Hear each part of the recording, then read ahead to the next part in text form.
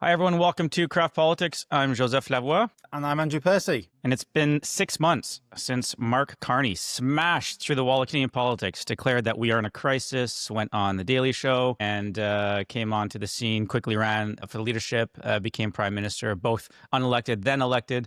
And it's been a really intense period of time as well with a new president in the U.S., really shaken up the relationship between our two countries. And so this week, as Parliament in Canada breaks for summer, we are taking stock of the first chapter of the Carney era. I don't even know if it's fair to call it the first chapter. Maybe it's the first half chapter. So we want to explore what's changed, what's actually moved, and how does a global banker turn prime minister, govern a country where most people didn't even recognize his face a year ago. And so we are joined this week by two Liberals with ringside seats. They're both colleagues of Percy's and I's. The first is Bridget Howe. She's a VP at Crestview Strategy, a longtime federal Liberal staffer, seasoned campaigner.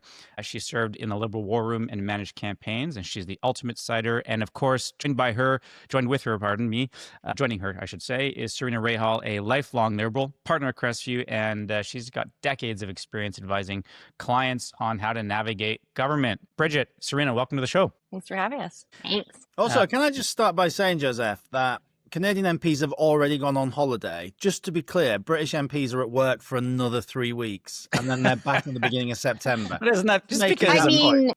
Come on. Former MP Andrew Percy, I think you should know that going back to the constituency is far from a leisurely holiday for our elected officials. I've forgotten the lines. It's not recess. Our job isn't just in Westminster. Yes, sorry, I forgot the line. Sorry, yes, quite right. I'll draft some new talking points for you. Thank you. Yes, thank you. Well, where should we start, guys? I thought we could start by talking about potentially the speed, the velocity, delivery of Mark Carney. So he's governed with certainly what feels like a sense of urgency, appropriately, given the crisis that we are legitimately finding ourselves in. And he's calling this the biggest economic transformation since World War II. What do you guys feel that his delivery is matching the rhetoric, or is it even still too soon to tell? I'm going to jump on a comment you made, Joseph, which is this chapter 1 or is this half of chapter 1? And I'm going to say we're already on chapter 2.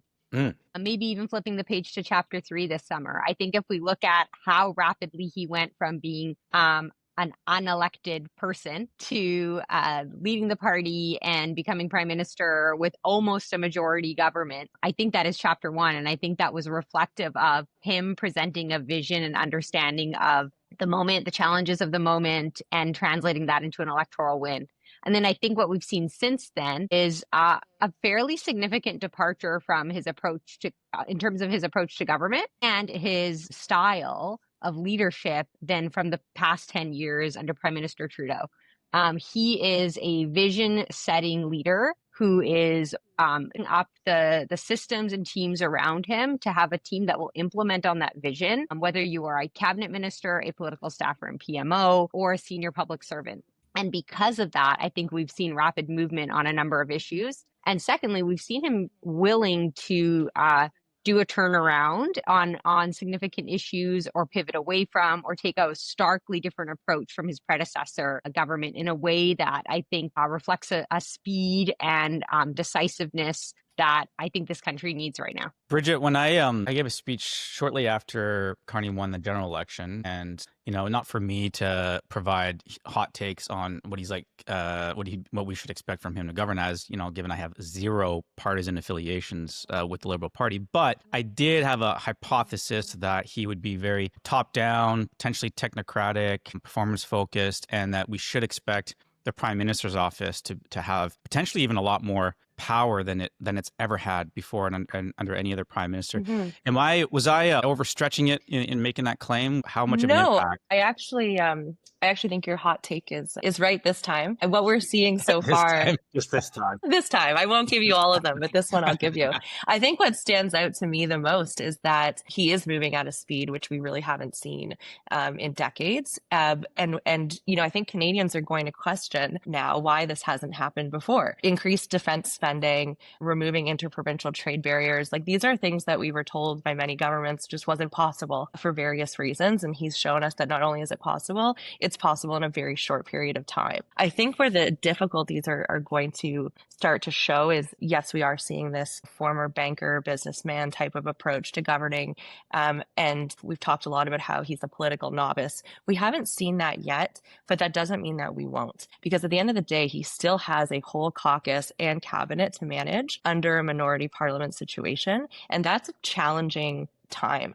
And so he had a good first few weeks in Parliament. I think people are liking what they're seeing, but there's a long road ahead potentially.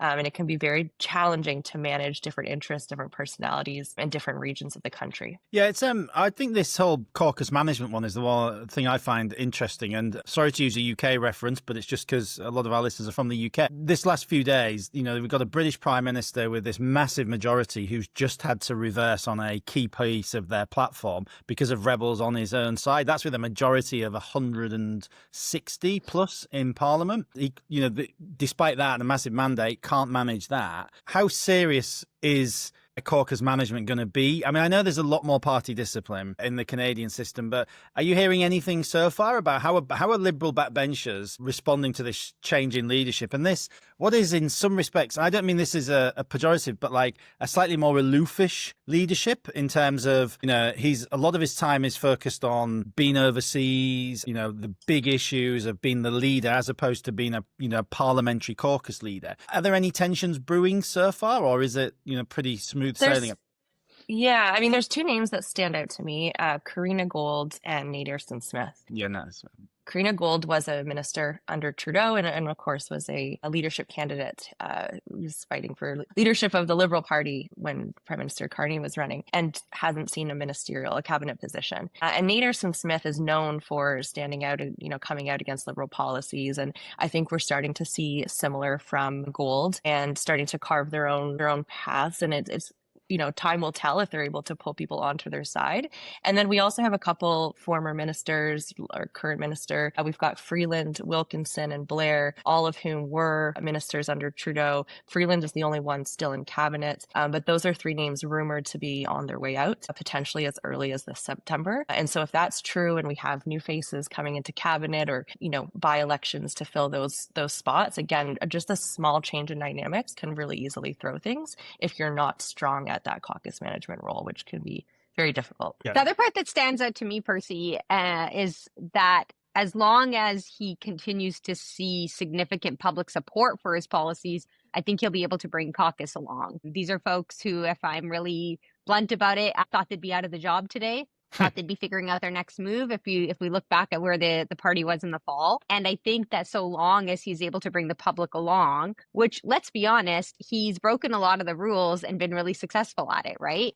This is someone who decided to campaign in expensive black banker suits, right? Breaking the rules of roll up your sleeves and look like someone you want to grab a beer with or watch the ball game with.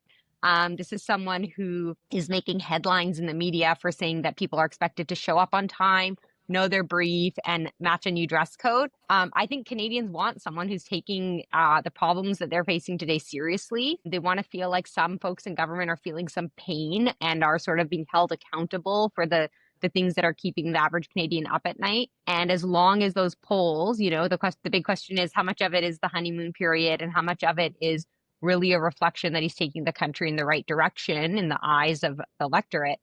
I think he'll have an easy time keeping caucus along now. Once that fissure starts to show, he has to make more contentious decisions. I think that's where all of the points that Bridget made about those internal dynamics and some of those more influential faces becomes a big question. Yeah, I think it surprised me how he's managed to so far keep if you look at the polling, the coalition that supported him has kept together. And like Joseph and I think we were, when we were looking at these polls during the election, we were thinking, well, okay, it's fine. Yes, he's brought in all these NDPers, but that'll all unwind very quickly as soon as he starts talking about pipelines and major infrastructure and all these kind of things that look like it's going against some of that more left-wing agenda. But so far, that doesn't seem to have occurred, and he seems to be holding this, this this coalition of voters that goes from quite left wing to centrist, arguably even slightly centre right. I mean, the polling for people who haven't been following it is, his approval ratings are like record levels now, and the Conservative leaders, Pierre Poilievre is down, and the Liberals have this 13-point lead, and but that, I mean, there's nowhere for the left to go. Yeah, well, there is right? nowhere for the left. There's nowhere for the left to go right now. And so I think I would be interested to see what happens to that coalition following the NDP leadership race, which, Heather McPherson, NDP MP from Alberta, has already launched her website unofficially. And so I think when there's an option for the left, I'd be curious to see if Carney and the Liberal Party can hold on to those voters when they have another option. I think it's going to be easy to keep them for now, but let's see, 6 months down the road. Fair. Fine. Do you guys think... if we talk about the honeymoon period, I assumed he had a good 6-ish months. And I don't necessarily want to get into how long we think the honeymoon period lasts, because, I think I heard Scott Reed say this on the weekend. I thought it was an astute observation, which is we're probably at a state right now where so many Canadians, realize that they may not be able to do the job as well as he is, or at least they're not nearly as qualified to handle the crisis the way he is. And so they're probably like, yeah, we know Trump's crazy. He's going to announce some kind of deal in the next 30 days. Then he'll get pissed off over a digital tax service. And Carney's going to have to, be very agile in responding to that. Better Carney than me, better Carney than anyone else in this moment. I don't know how much, what that time frame looks like. And there's probably going to have to be some point where he's going to have to demonstrate how dealing with the trade issue is also dealing with domestic challenges, because I think there's some underlying currents that were there before Carney came on the stage, I think are still there. Cost of living crisis and a whole bunch of other things that I think will still be a huge irritant for a lot of Canadians at some point. And so I wonder if Carney is raising expectations faster than he can meet them. So what happens if he deals with institutional drag in the public service? Now, maybe you'll say to me, well, he's appointed Michael Sabia. That's just the kind of person you need to light a fire under public service, under PCO's butts. But do you think there's a risk that he is raising expectations faster than he can meet them? I think that's an absence. I think that's a total risk. Yeah, I think so.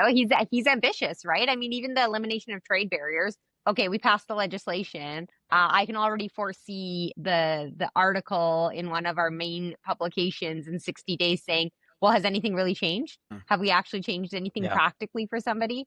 And I mean, honestly, my skeptical answer to that is probably no, right? These things, there's a reason we've had interprovincial trade barriers as a thorn in our side for decades. You meet people in all levels of government who sort of laugh and say, oh, I was on this file 27 years ago. It was supposed to be our priority, right? So you look at big, difficult issues like that. But if he's able to chip away at them in a way that we haven't before, and he's able to point to tangible outcomes, I think he will keep people along. I think there's two big question marks. Number one is Donald Trump factor. We all know that a massive reason for the significant shift in polls in the election period was because of our battle to the south. If that goes away, if he negotiates a trade deal, let's envision he gets another bump in support. What happens when that sort of threat dissipates? To your point, Percy, will people tolerate him flying around the world to build bilateral relations when the direct threat of challenges to with our relationship with the US are gone? I don't know. And then my second big question mark is, does he face a challenge similar to David Eby here in BC? Where there's some overlap of those voters, where everyone can agree that we need these nation building projects. And Percy, you make a really good point. I thought the second he said pipeline, he mostly kept saying conventional energy, not even oil and gas, right? The second he said that, I thought that would be like that the hacks, right? It hasn't yet. But once there's something real and tangible happening, once it seems like there's going to be shovels in the dirt on some kind of a project, then I think we are going to start to see some of that coalition fracture, and what that does to the polls, what that does to aspects of caucus. I'm not sure. Yeah, once there's actually, as you say, a project taking place and there's actually open conflict, as there will be, who knows where it ends then. But just on the handling of Trump, as you've said quite rightly, this is absolutely a big part of why Carney ended up in the position he is now, because of the perception of dealing with Trump. Joseph and I have discussed this quite a lot. I don't see any outcome to the discussions with the US that doesn't result in Canada having to bend its knee. to some extent. It might be a lot. It might be, I suspect it could be quite substantial, because this is, look at anything, the deal he's done anywhere else. The deal Trump's done with the UK has resulted in the UK, example, accepting a load of beef from the US that we've been keeping out for decades. A whole range of things. We saw it this last weekend on the digital services tax, where this has just disappeared. And that is actually causing problems with some of the relationships with European partners, because to see Canada fall away from this digital services tax means that those negotiations between the EU and US are going to be more difficult. So, this is probably going to end with Canada having to bend the knee in something quite substantial. First of all, will Caucus buy that? And secondly, do you think Canadians are really prepared for that? Because at the moment, a lot of this has been this kind of like, he's a sensible grown-up guy who's going to do a sensible grown-up negotiation. Everything's going to be fine. This could be really, really difficult to actually land something, and quite painful. It's already been quite painful. It seems like we have a new headline. We have a new headline every 5 days. And, and I think to a point, Canadians will get tired of seeing that new headline. And so things like dropping the digital services tax, and those are the pieces that I think Canadians ultimately will forget about. And it's going to be the final outcome that's really going to move the needle here for Carney or not. And I think it comes down to whether Canadians blame Carney or blame Trump, or a bit of both. And so I think, if it's an outcome that's less than favorable for Canadians, where are they going to lay the blame? And are they going to be looking for change, or are they going to be, trusting the man that's, been at the helm over the course of these negotiations? And I think the more inconsistent that Trump is, and, the more that he continues to drop the 51st state line, and calling Canada awful, and all of these sort of insults that Canadians take very personally. And when they build up that national pride, I think that continues to boost up Prime Minister Carney. And so I think, time will tell, and it's going to be, I expect it's going to be inconsistent for some time. I think even if there is a deal that's reached by the end of July, then it's just going to be what's next. What does he come out with next? How does he, sort of like attack might be a strong word, but,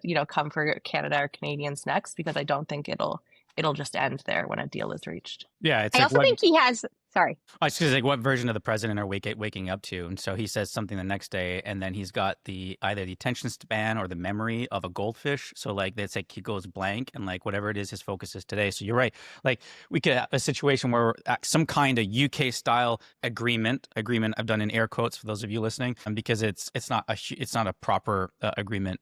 It's not a trade deal. A trade deal, as we've seen. The president then changes his mind within days or weeks, sometimes hours after he makes these announcements. And it feels like we're going to be in this yo-yo, this back and forth over the next 3.5 years, potentially even longer, if the MAGA movement is able to find a successor to Trump, whether it's Trump himself or someone else. And it's a hell of a challenge that the prime minister is dealing with. And I wonder how much of a Trump fatigue factor will kick in at some point, where then the yo-yo effect is, okay, fine, fuck it. There's no way for us to deal with Trump. No way for us to fix the trade relationship with the U.S. Let's go back to housing. Let's go back to my grocery bills. Let's go back to whatever. And then is Carney equipped to handle potentially a swing to a more domestic focused political agenda? I also think we haven't talked about one of his biggest challenges, which is that he's put out this ambitious target related to spending reduction.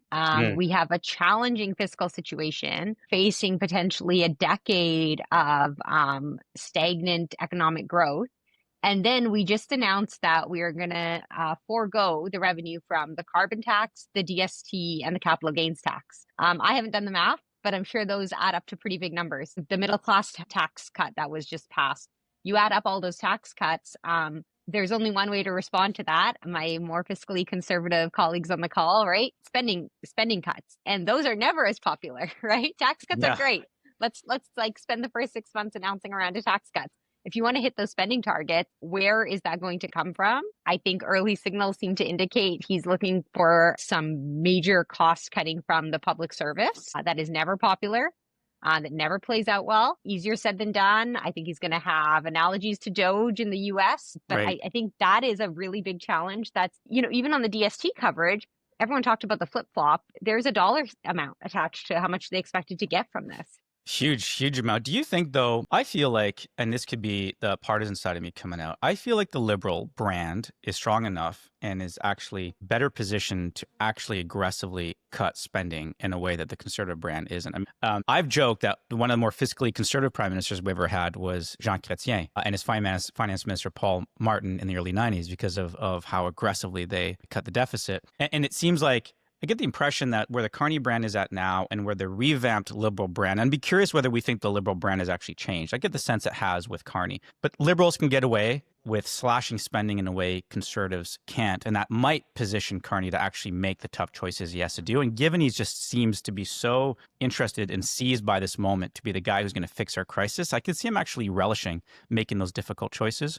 What do you think? Yeah. Bridget, I actually think I do, because just when you mentioned the Liberal brand, I actually think Carney's brought us back to the Liberal brand as we knew it under Chrétien. I think it's, the Liberal brand under Trudeau was actually the Trudeau brand, right? And the party leaned so heavily into making it the Trudeau brand that we actually, they were able to put that behind them and go back and return to the Liberal brand. And I do think that they have an easier time making cuts under the guise of, the good guys and making cuts because they have to, where the Conservatives sometimes get caught in making cuts because they want to, and they're they're the cold-hearted. big bad guys making cuts. Exactly. I wake up every day thinking how I can grind the working classes into the pavement. That's what I So, and the other thing, I want to go back to a comment Joseph made earlier on the institutional drag and how Carney might handle that. I actually think they're already preparing for both that institutional drag on getting things done quickly, as well as, the cuts that might be needed to the public service. And we've seen that through both the appointment of Michael Sabia at the PCO, but also, there's a recent Globe and Mail article about Carney's comments on public servants that if they're not up to the task will be let go or sent off or put in new roles. And so you're already starting to sort of see the finger pointing a little bit. And I do think that's strategic. I do think that they're preparing to say, we want to get things done. We want to get things done quickly. We have this big public service below us. If things aren't getting done quickly the way we want them, it's not going to be our fault. It's going to be their fault. And so I think we're already starting to prime for a little bit of that message. And I do think we'll, at one point we're going to start talking about cuts to the public service, because to Sarina's point, the money has to come from somewhere. Yeah, and again, this goes to, maybe this is my wishful thinking of this coalition unwinding as quickly as possible, but I get, it's often easier for Liberals to do what Conservatives, would like. They're seen as conservative things in the same way it's often seen as, it's obviously easy for Conservatives to sometimes do things that people think Liberals would do. But this voter coalition includes quite a lot of people. If you think they almost won Vancouver Kingsway, the Liberals almost won East Van. These are, we're not far off. These are voters that won't put up with any sort of fiscal conservatism or any rowback on climate change, or even, I think, on the perception of attacking the systems and civil servants. So many of them live in the Ottawa region, where there was this massive wave also to the Liberals.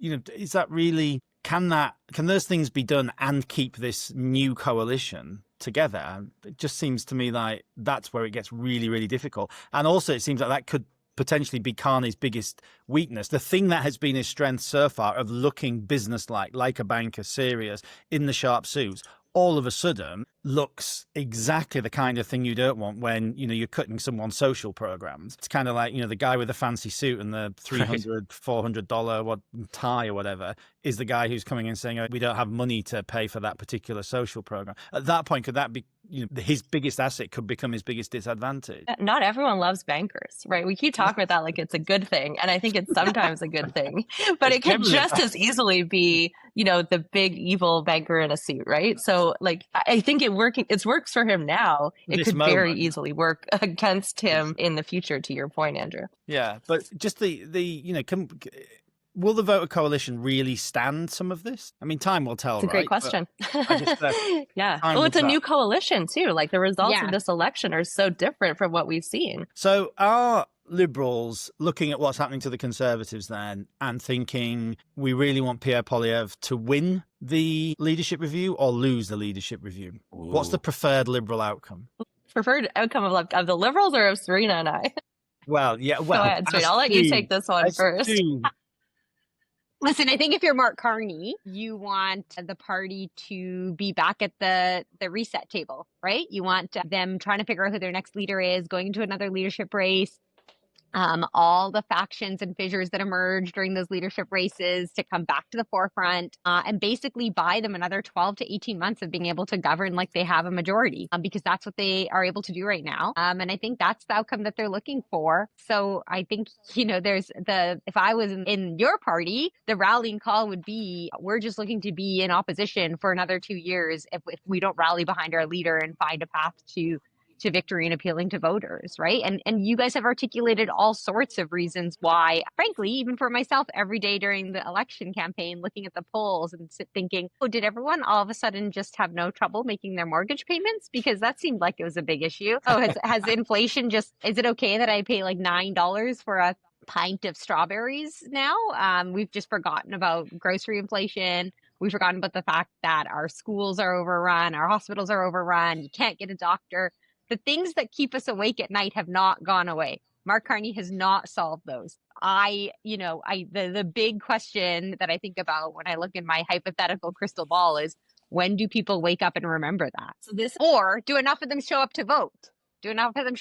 Because a lot of those people didn't shift to Carney. They didn't shift to the Liberals. Their guy didn't win. So this is rare, but I'm actually going to disagree with Sarina. Mostly just for fun, but I actually don't think that the Liberals want Poilievre to be replaced. I actually think he's now been the leader since 2022. He's lost an election that he was supposed to win, a month before, and frankly, he's just getting old and tired. I think to Canadians, it's really hard to be the leader for, by the time it's the next election, could be 5-6 years. It's really hard to be opposition for that long and then come back and win an election, because you're not a shiny new thing anymore. Canadians have seen you on their TVs, they've heard you on the radio, they've heard your policy, they've seen your team, and it's not new, it's not fresh. And so I think it's actually really hard to be the opposition leader that long and come back and win an election, especially when you lost your own seat, you blew a massive lead. And so I think that the Liberals would be quite happy for Poilievre to hold on to that leadership. They also know him. They know what to expect. They know what they're up against. And so I think that's probably their preferred outcome, frankly. Yeah. So Bridget, what you're saying is both outcomes are good for the Liberals. Yeah. That's what I always say, right? This is why I said, Joseph, don't get Liberals on, because they're always smug about everything. So they're always right. They're always nicer people. They have nicer lattes. We're agreeing to disagree. We're agreeing to disagree, Bridget. Smug by a man with a British accent is just something that Bridget, when I do it, it's charming though, right? Okay? Right. But I think Liberals have a lot to be smug about at the moment, because I think I think if I was in your position, I would be, because I think the point on Poilievre's leadership is an interesting one, because it's one I've had conversations with Tory MP friends here, and I'm like, you get one chance as an opposition leader to define yourself in the minds of the public, and that chance really comes at an election where you have maximum exposure. People are not going to be more exposed to you than in an election, and if you come out of that and you're dragging in the polling, tracking below your party, that's a big concern as to how, having had that maximum exposure, you get from dragging, tracking below your party to somehow tracking above. Now, maybe circumstances just mean that you're the person who mops up when everything else goes wrong around you, things that are outside your control. But to me, it just seems like it's such a... You've had this maximum exposure and you haven't been able to seal the deal. I think if I was a Liberal, I'd probably be where you are, Bridget, of thinking I'd probably want him to hang around, because we've beaten this guy once. His personal ratings don't seem to have improved. It just kind of seems to me like, let's keep him around just in case there is otherwise they could, the Conservatives could do something really smart and have a generational and, pitch and change, which actually becomes really difficult. And I would say I agree with that assessment, because it not only are his likability scores low. It's okay, you can argue that can change over time. That takes a lot of work to change, particularly when you've done such a great job of communicating in such a way that people, I think, have a very clear idea of who Pierre Poilievre is, right? Because his communication approach was so crystal clear. It was almost too effective.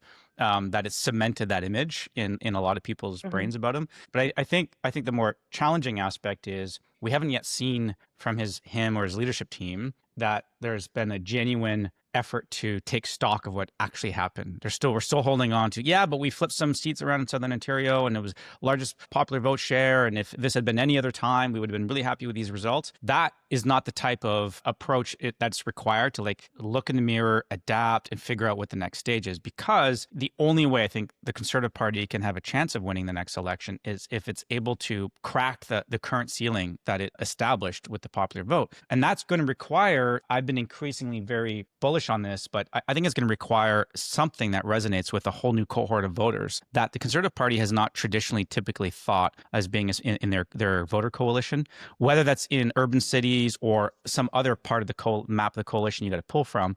But it's going to require something net new. You can't just keep doing the same. And in order to do that, you have to be very honest about your campaign performance. I'm not getting this sense from the Conservative Party that we've quite reached that point. Anyway, so why don't we close out? I got two questions. I want to start like looking ahead, what we can expect. And the first question I have for both of you is I want your respective takes on what Carney needs to accomplish by the fall. So we're heading into summer recess. Presumably there's going to be a desire on his part and his team's effort to keep a lot of these major files moving along. But, we have a tendency in Canada sort of tune out of politics for the summer months. But there's an expectation that when Labor Day rolls around at the beginning of September, all systems are go again. What does Carney need to accomplish by the fall, so let's say by September 1st, to avoid the sense that that we've just rebooted to business as usual? What kind of momentum does he need to drive at? Maybe I'll throw that one at Sarina first and then Bridget to you. Sure. I think the big one obviously is the trade agreement with the US. And I think absent a final agreement there, I think he has to show some solid momentum on trade diversification through agreements that people can, again, if we're thinking about the average voter, can understand how it impacts and influences. I think for parts of the federal coalition, when I say federal, I mean our provinces and keeping the premiers aligned, I think he needs to show movement on this projects of national interest piece. He has clearly been exceptional at bringing along some of his most adversarial counterparts to date in that discussion. That goodwill is not going to last a long time. We talk about caucus management. Those premiers who are willing to give him a bit of space and time and have trusted him on his word. It sounds like those conversations behind closed doors have been productive. He has to deliver on that. And frankly, I also think the business and corporate community, when I think about our clients, the people we talk to every day, they have to see movement on that. The government is out there saying we're going to do things, that they got to do them when it comes to cutting red tape, expediting approvals, and changing the way, frankly, that business functions in this country and is treated as a stakeholder. And all of that. So I'll agree with Sarina. Sorry, I'll agree with Sarina on the first point. He needs some sort of win with Donald Trump. And, I think we need to see that over the course of the summer. Otherwise, it's going to look like he's just being played and jerked around. And so let's see what the next month or two brings. The other piece, we talked about the interprovincial trade barriers earlier in this conversation. The other half of that bill is the major projects piece. And that's captured a lot of attention, and particularly around consultation with First Nations, Inuit, and Métis. He has committed to consulting with those groups over the course of the summer. He's already announced a summit on July 17th with a number of potentially impacted First Nations communities. Can he succeed at that? I think that looks very different than sitting around a boardroom table in a nice suit. And so he's committed to these big projects.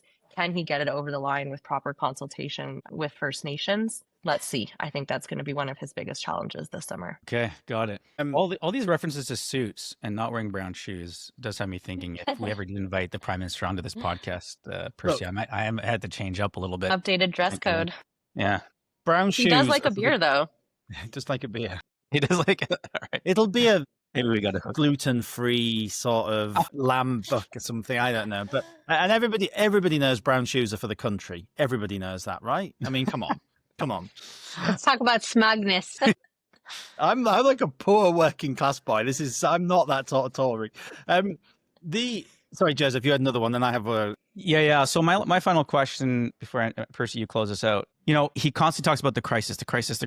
We're dealing with the crisis. I've been hired to deal with the crisis. I think that's very on point. I get the sense that aligns with the mandate that he has and why he got the votes that he did. Do you think he's in it for the long haul, though? What's your read on whether he sees this as a two-term project or whether it is like, no, I've got however you want to define it, 2.5, 3.5, maybe as long as 4. I got up to 4 years to make significant structural change, deal with the crisis, and then I'm handing the keys off to someone else because this is the specific role I've been hired for? Or do you think he's got longer term ambitions? I think even if he thinks it's short term, that's a really giving up the seat of prime minister. It's a hard seat to give up.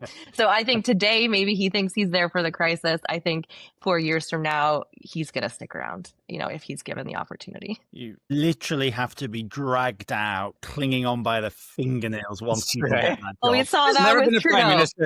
I mean, forget about prime ministership. We see that for, even backbencher or elected officials, right? This job is a calling for, I think I agree that his objective at this moment is let's fix as much as we can, as fast as we can. But if he's seeing significant support in the polls and we're heading into an election, he also isn't going to step down because it would compromise the party's success going forward. Yeah. So it's easy to say, I'm just here for a short time, but I think Bridget, I totally agree with Bridget. And if you can break the cycle of what Mike McDonald previously on our show called the 3 and 1 and done rule, right? Yeah. You have 3 ones under one leader, then you have one under a new leader, and then you're done. Like, you can break that cycle, then that's a nice little bragging rights. Yeah. So. I mean, it still strikes me that the biggest risk is that lots of this stuff is, very high level. The same on the trade diversification, right?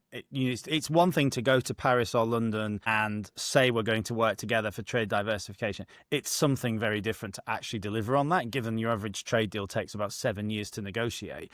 The defense spending is another example, isn't it? It's okay saying we're going to join REARM, this program in Europe, that's going to open up Canadian industry to think, but that costs money and it takes time. All of this stuff takes time, and in the intervening period, which is to my final question is, what happens domestically can escalate very, very quickly. And one of those issues, which I find is really fascinating, is Alberta and the whole separation stuff. Is that taken seriously in Liberal circles? Because we hear mixed comments on that, but how seriously do people really think? Because if he ends up having to deal with this thing where there's a significant portion of Alberta and there's a referendum end up voting for separation, you kind of like your nation building hasn't really. Now that doesn't mean it's his fault, but he could end up having to wear that. How seriously is this whole Alberta issue actually taken? Well, I think that's my point about him needing to keep the federation together, right? If you have a separatism movement in Alberta that's gaining momentum under your leadership, prime ministership, you're not winning, right? And you're not going to be, that you can't make progress on any of these big pieces without bringing the country along. So I think you're absolutely right.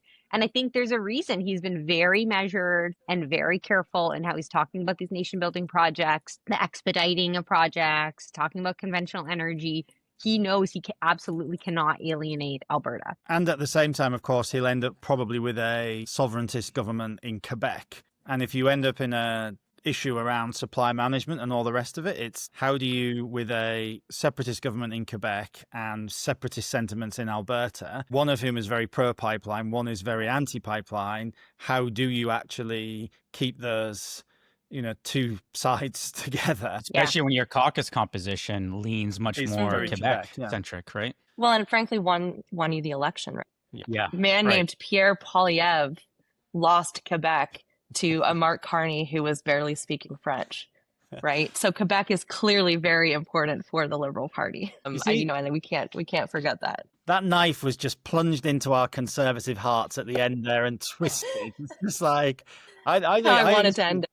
Well, you told her she had every right to be smug, so we got what we asked for. Look, if I was a Liberal and you were 20 points down and all of a sudden you end up winning almost the majority, I think I would be just that. I mean, this has just been an incredible turnaround. I think the whole thing is just an amazing thing to have watched and to have seen. And, whether the Liberal brand, I saw in some polling that the Liberal brand hasn't recovered anywhere near as much as it has under Carney, but this is just incredible, right? And I think if you were looking dispassionately, this is the Liberals have played this the absolutely perfect way. The way the cards have fallen, they've then picked them up and played them perfectly. This has just been a brilliant piece of political theatre, whatever you want to call it. You're making me want to vomit in my mouth. I think I know I'm going to take notes while you're speaking.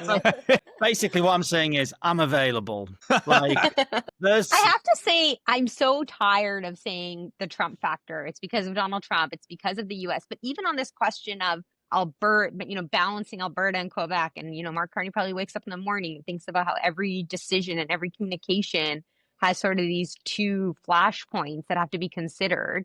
There's also a willingness to collaborate at the provincial level that is unique to our moment, because these premiers believe the electorate want them to put Team Canada first, or air quotes. What happens when that willingness goes away? What happens when that goodwill goes away, combined with the honeymoon period fading away? I think that is really there's this combination of challenges for him that are not small.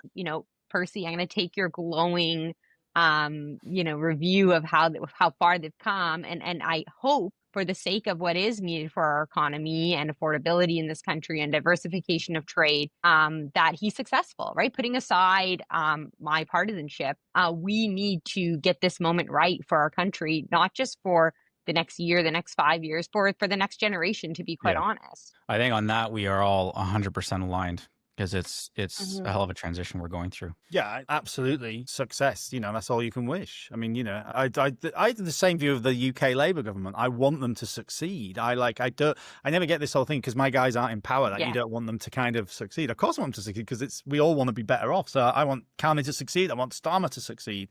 I'm less keen on Trump succeeding. But so the one thing we can all agree on the end, I think, is that none of us are missing Justin Trudeau then.